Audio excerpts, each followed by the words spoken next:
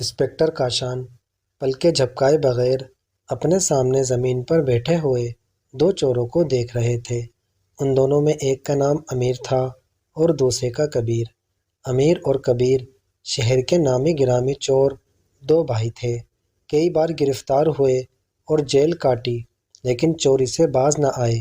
ان کا باپ ایک بدنام زمانے میں جیب کترا تھا۔ اس نے بڑے بیٹے کا نام امیر اور چھوٹے بیٹے کا نام کبیر رکھا۔ وہ اپنے بدمعاش دوستوں میں بیٹھ کر ڈینگے مارتا کہ اس کے گھر میں تو امیر اور کبیر رہتے ہیں۔ جب دونوں بڑے ہوئے تو آفت کے پر کالے نکلے۔ وہ اپنے جیب کترے باپ سے دو ہاتھ آگے تھے۔ امیر کا خاص ہنر یہ تھا کہ مضبوط سے مضبوط تالا اور پیچیدہ سے پیچیدہ لاک کوڈ اس کے ہاتھوں کے جادو سے آنے واحد میں کھل جاتا۔ کبیر کی خوبی یہ تھی کہ وہ چند لمحوں میں اندازہ لگا لیتا تھا کہ مال و دولت اور قیمتی چیزیں کہاں چھپا کر رکھی گئی ہیں۔ عام طور پر اس کا اندازہ 100% درست ثابت ہوتا تھا۔ آج ان کی گرفتاری بڑے ڈرامائی انداز میں ہوئی تھی۔ شہر کے بہت بڑے صنعت کار اور بے حد دولت مند شخص ہارون محمود نے اطلاع دی کہ ان کے دفتر سے بدنام چور امیر اور کبیر رنگے ہاتھوں پکڑے گئے ہیں۔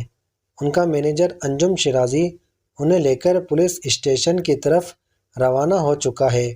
کچھ دیر بعد انجم شیرازی نے ان دونوں چوروں کو پولیس کے حوالے کر دیا اور اب انسپکٹر کاشان کے سامنے بیٹھا واردات کی ساری کہانی سنا رہا تھا۔ جناب، یہ دونوں چور ہمارے مرکزی دفتر میں صفائی کرنے والے عملے کے بحروپ میں داخل ہوئے۔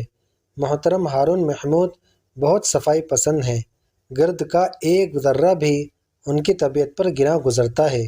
انہوں نے صفائی والے عملے کو خاص طور پر بلوایا تھا تاکہ ان کے دفتر اور دفتر سے متعلقہ کمرے کی خوب اچھی طرح صفائی کروائی جا سکے۔ یہ دونوں بھائی دفتر کے ساتھ والے کمرے میں صفائی اور جھاڑ بوجھ کے لیے داخل ہوئے اور پھر نہایت چالاکی سے تجوری میں سے ہارون محمود صاحب کی چند نہایت قیمتی دستاویزات لے اڑے۔ ابھی یہ دفتر کی عمارت سے باہر نکلے بھی نہ تھے کہ ان کی چوری کا پتہ چل گیا۔ ہم سیکورٹی عملے کی مدد سے ان دونوں چوروں کو پکڑنے میں کامیاب ہو گئے، لیکن افسوسناک بات یہ ہے کہ چوری شدہ دستاویزات کا کوئی سراغ نہیں مل سکا۔ لگتا ہے کہ ان کے ساتھ کچھ اور لوگ بھی اس واردات میں ملوث تھے، جن میں سے کوئی ایک بھاگ نکلنے میں کامیاب ہو گیا۔ انجم شیرازی نے مقدمے کے اندراج کے لیے درخواست پیش کی اور کہا، انسپکٹر صاحب، ہارون محمود صاحب کے اعلیٰ ترین ملکی شخصیات کے ساتھ ذاتی تعلقات ہیں۔ انہیں آپ کی ذہانت اور پیشہ ورانہ مہارت پر مکمل یقین ہے۔ وہ چاہتے ہیں کہ آج کا دن ڈھلنے سے پہلے ان کی قیمتی دستاویزات برآمد ہو جائیں۔ باقی آپ جانیں۔ اور یہ دونوں کمبخت چور۔ انسپکٹر کاشان کو یہ معاملہ خاصا دلچسپ معلوم ہوا۔ انجم شیرازی کے جاتے ہی انہوں نے امیر اور کبیر سے تفتیش کا آغاز کر دیا۔ مجھے اچھی طرح معلوم ہے کہ تم دونوں مال و دولت، سونا چاندی اور قیمتی چیزوں کے علاوہ کسی اور چیز کی طرف آنکھ اٹھا کر نہیں دیکھتے۔ یہ قیمتی دستاویزات کی چوری کے پیچھے کیا کہانی ہے؟ انہوں نے کڑی نظروں سے دونوں چور بھائیوں کی طرف دیکھتے ہوئے سخت لہجے میں پوچھا۔ جناب، ہم نے کوئی چوری نہیں کی، دونوں یک زبان بولے۔ انسپکٹر کاشان کو ان کے لہجے اور انداز نے چونکا دیا۔ ان کی چھٹی حس انہیں بتا رہی تھی کہ دونوں چور جس اعتماد اور بے خوفی سے بات کر رہے تھے، ان کے پس منظر میں کوئی نہ کوئی راز ضرور ہے۔ وہ چند لمحے امیر اور کبیر کی طرف نظر جما کر دیکھتے رہے اور پھر اچانک اٹھ کر کھڑے ہو گئے۔ انہوں نے اپنے ماتحت عملے کو ہدایت دی کہ امیر اور کبیر کو حوالات میں بند کر دیا جائے اور ان کی واپسی تک کوئی ان سے پوچھ گچھ نہ کرے۔ انہوں نے سب انسپکٹر تیمور کو ہدایت دی کہ وہ لیبارٹری کے عملے کو ساتھ لے کر ہارون محمود کے دفتر میں پہنچ جائیں۔ وہ بھی سیدھا وہیں جا رہے تھے۔ ہارون محمود کا دفتر ایک کثیر المنزلہ عمارت میں واقع تھا۔ شاندار عمارت اور اس کے قیمتی فرنیچر عمارت اور دولت مندی کی نمائش کر رہے تھے۔ جب وہ مرکزی دفتر میں پہنچے تو ہارون محمود وہیں موجود تھے۔ انجم شیرازی نے ان کا استقبال کیا۔ ہارون محمود ایک باوقار اور بھاری بھرکم شخصیت کے مالک تھے۔ وہ قیمتی سوٹ میں ملبوس تھے۔ ان کے چہرے پر سونے کے فریم کی عینک لگی ہوئی تھی۔ انسپکٹر کاشان کے ساتھ مختصر سی ملاقات میں انہوں نے اپنے قیمتی دستاویزات کی چوری پر تشویش ظاہر کی اور دھمکی آمیز لہجے میں دستاویزات کی برآمدگی پر زور دیا۔ پھر یہ بھی کہہ گزرے کہ اگر ایسا نہ ہوا تو بات بہت دور تک جائے گی اور انسپکٹر کاشان کو ملازمت سے ہاتھ بھی دھونا پڑ سکتے ہیں۔ انسپکٹر کاشان بڑے صبر و تحمل سے سب کچھ سنتے رہے اور مسکراتے رہے۔ انجم شیرازی نے انسپکٹر کاشان کو صفائی کے عملے میں شامل لوگوں سے ملوایا، پھر وہ انہیں دفتر کے ساتھ والے کمرے میں لے گئے۔ یہ کمرہ شاہانہ انداز میں آراستہ کیا گیا تھا۔ بظاہر ایک عام سی نظر آنے والی الماری کے پٹ کھولے گئے تو اندر آویزہ کپڑوں کے پیچھے ایک مضبوط تجوری نصب تھی۔ اس تجوری پر ایک جدید کمبینیشن لاک لگا ہوا تھا جسے کھولنا بہت مشکل نظر آ رہا تھا۔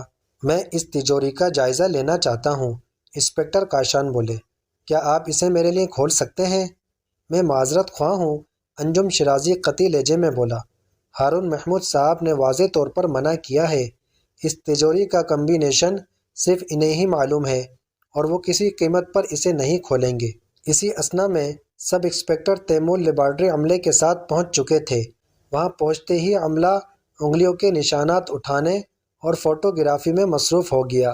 انہوں نے کلوز سرکٹ کیمرے کی ریکارڈنگ بھی حاصل کی اور دیگر شواہد کے لیے اپنے آلات کو کام میں لانا شروع کر دیا۔ یہ کیا ہو رہا ہے؟ اچانک دفتر کے مہلکہ کمرے میں ہارون محمود داخل ہوتے ہوئے اور دھاڑتے ہوئے بولے، یہ کیا تماشا لگا رکھا ہے تم لوگوں نے؟ انجم شیرازی کہاں مر گیا؟ دوسرے ہی لمحے انجم شیرازی ہانپتا ہوا دروازے سے اندر آیا اور بولا، سر مجھے معاف کر دیں، میں باہر کاریڈور میں انسپکٹر کاشان کے ساتھ مصروف تھا۔ انسپکٹر کاشان ان کے پیچھے پیچھے کمرے میں داخل ہوئے۔ یہ معمول کی تفتیش ہے جناب، وہ ہارون محمود کی طرف دیکھ کر بولے۔ میں آپ کے دفتر میں آپ سے ملاقات کے لیے جا رہا تھا تاکہ آپ سے درخواست کر سکوں کہ آپ کی تجوری کا اندرونی معائنہ بے حد ضروری ہے۔ ابھی ان کی بات پوری بھی نہیں ہوئی تھی کہ ہارون محمود چلا اٹھے، میں کسی قیمت پر یہ اجازت نہیں دوں گا کہ میرے ذاتی کمرے اور تجوری کی تلاشی لی جائے۔ سب لوگ فوراً یہاں سے نکل جائیں۔ آپ کو تو اس وقت تھانے میں موجود ہونا چاہیے تھا۔ ان چوروں کی زوردار ٹھکائی کی جاتی تو اب تک میرے قیمتی کاغذ میری میز پر موجود ہوتے۔ انسپکٹر کاشان نے بڑی نرمی سے ہارون محمود کو سمجھایا، میں آپ کی پریشانی کو سمجھ رہا ہوں، لیکن تفتیش کا ایک طریقہ کار ہے۔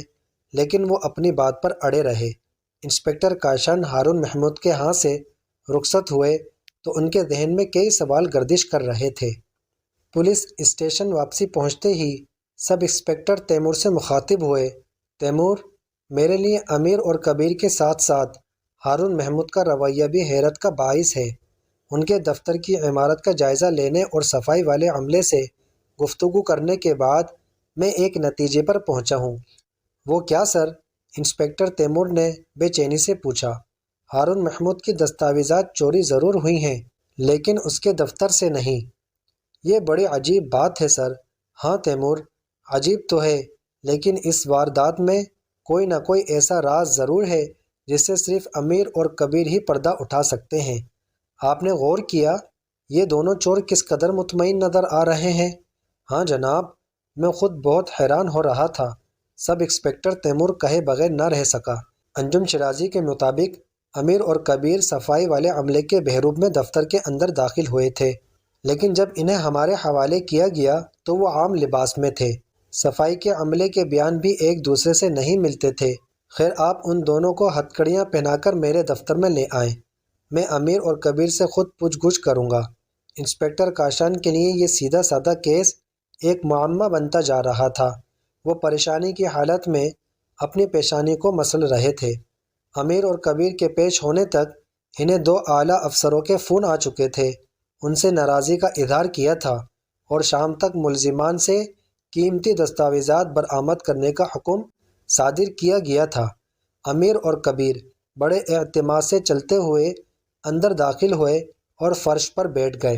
دیکھو امیر اور کبیر، انسپکٹر کاشان ٹھہرے ہوئے لہجے میں بولے، میں تم پر تشدد نہیں کرنا چاہتا، ورنہ تمہیں معلوم ہے کہ تمہارے ساتھ کتنا برا سلوک ہو سکتا ہے۔ مجھے سب کچھ سچ سچ بتا دو، تم نے وہ قیمتی دستاویزات کس کے کہنے پر چوری کی اور وہ اس وقت کس کے پاس ہیں؟ مجھے ان دو سوالوں کے جوابات فوراً چاہیے، بغیر کسی تاخیر اور بغیر کسی پس و پیش کے۔ جناب، ہم نے ہارون محمود کے دفتر سے دستاویزات چوری نہیں کی، بلکہ سچ پوچھے تو ہم نے سرے سے چوری ہی نہیں کی، بڑا بھائی پر اعتماد لہجے میں بولا۔ انسپکٹر صاحب، میں آپ کو ساری بات ٹھیک ٹھیک بتاتا ہوں، چھوٹا بھائی کبیر آہستہ آواز میں بولا۔ پھر اس نے بڑے بھائی امیر کی طرف اجازت طلب نگاہوں سے دیکھا تو اس نے اجازت میں اپنا سر ہلا دیا۔ اصل واقعہ کچھ یوں ہے جناب، کبیر اپنا گلا صاف کرتے ہوئے بولا۔ ہم دونوں بھائیوں نے زندگی میں شاید ہی کبھی نیکی کا کوئی کام کیا ہو۔ ہوش سنبھالنے سے اب تک چوری چکاری میں عمر گزار دی۔ ہمارے محلے میں ہمارے اسکول کے ہیڈ ماسٹر عبدالقدوس صاحب رہتے تھے۔ ہم لاکھ برے سہی لیکن اپنے استادوں کا احترام ضرور کرتے ہیں۔ ہم دونوں نے اسکول تو شروع ہی میں چھوڑ دیا تھا، لیکن عبدالقدوس صاحب مرتے دم تک ہمیں نیکی کی تلقین کرتے رہے۔ ان کا بیٹا عبدالرؤوف بہت لائق فائق نکلا، ان دنوں وہ ایک بڑے سرکاری عہدے پر فائز ہیں۔ 2 دن پہلے عبدالرؤوف صاحب نے پیغام دے کر اپنے گھر ہمیں بلوایا۔ ہم حیران ہوئے کہ ہم جیسے چوروں چکوں سے اتنے بڑے افسر کا کیا کام ہو سکتا ہے۔ خیر، عبدالرؤوف صاحب نے ہمیں جو بات بتائی اس نے ہمارے ہوش اڑا دیے۔ ہوا یوں تھا کہ ہارون محمود کسی کام کے سلسلے میں ان کے دفتر میں گئے تھے۔ ابھی کبیر کا بیان جاری ہی تھا کہ اردولی نے اطلاع دی سلطان نصیر صاحب ملنے کے لیے آئے ہیں۔ سلطان نصیر کا تعلق ایک خفیہ ادارے سے تھا۔ وہ انسپکٹر کاشان کے قریبی دوست تھے۔ انہوں نے فوراً سلطان نصیر کو اندر بلوایا اور عملے کو ہدایت کی کہ امیر اور کبیر کو حوالات میں بند کر دیں۔ سلطان نصیر اہم معاملے میں مشورے کے لیے آئے تھے۔ باتوں باتوں میں امیر اور کبیر کا ذکر ہوا تو پھر بات کا رخ ہارون محمود کی طرف پھر گیا۔ میرے پاس ہارون محمود کے بارے میں کچھ مصدقہ اور کچھ غیر مصدقہ اطلاعات ہیں، سلطان نصیر مسکراتے ہوئے بولے۔ انسپکٹر کاشان کی درخواست پر سلطان نصیر نے انہیں کچھ معلومات دیں اور پھر اجازت لے کر رخصت ہو گئے۔ انسپکٹر کاشان نے امیر اور کبیر کو دوبارہ طلب کیا اور کبیر سے بیان جاری رکھنے کو کہا۔ جناب، کبیر کچھ سوچتے ہوئے بولا، میں کہہ رہا تھا کہ ہارون محمود کسی کام سے عبدالرؤوف صاحب کے دفتر میں گئے۔ ملاقات کے دوران عبدالرؤوف صاحب چند منٹ کے لیے کسی ضروری کام سے اٹھے اور دفتر سے باہر نکل گئے۔ واپسی پر انہوں نے ہارون محمود کو رخصت کیا۔ کچھ لمحوں بعد انہیں معلوم ہوا کہ دفتر کی 3 اہم فائلیں غائب تھیں۔ وہ دھک سے رہ گئے۔ ان فائلوں کا تعلق اہم قومی معاملات سے تھا۔ عبدالرؤوف صاحب کو یقین ہو گیا کہ وہ فائلز ہارون محمود اپنے بریف کیس میں ڈال کر دفتر سے نکل گئے تھے، کیونکہ اس دوران ان کے دفتر میں کوئی اور مہمان یا عملے کا فرد داخل نہیں ہوا تھا۔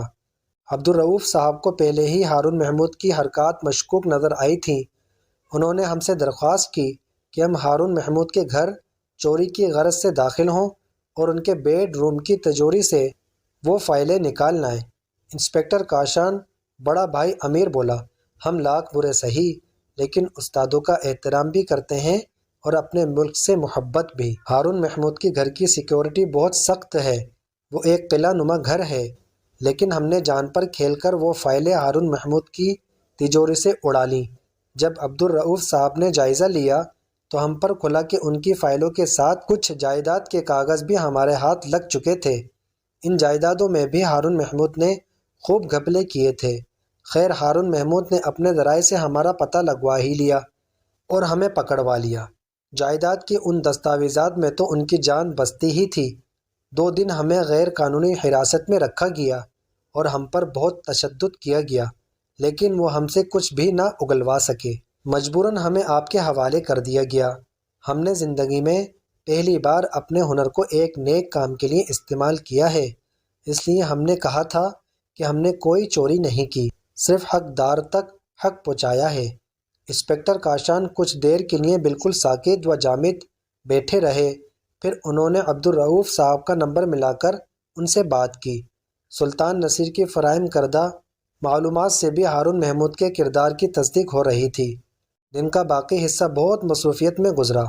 عبدالرؤوف صاحب نے تحریری بیان درج کرایا، ہارون محمود کے گھر چھاپا مارا گیا، ان کی تجوری سے نہایت اہم قومی دستاویزات برآمد ہوئی۔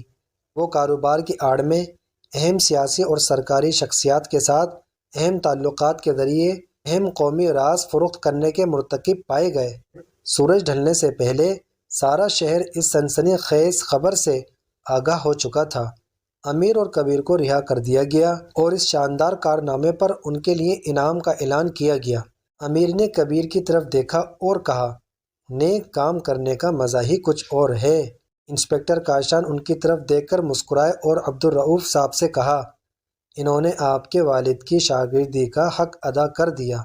ہارون محمود اولاد کی سلاخوں میں سے انہیں دیکھ کر جل بھن رہا تھا۔ ہارون محمود صاحب، انسپکٹر کاشان مسکرا کر بولے، آپ نے بالکل ٹھیک کہا تھا کہ بات بہت دور تک جائے گی۔ ہارون محمود کی آنکھیں شعلے اگل رہی تھی، لیکن ان شعلوں میں وہ خود ہی جل رہا تھا۔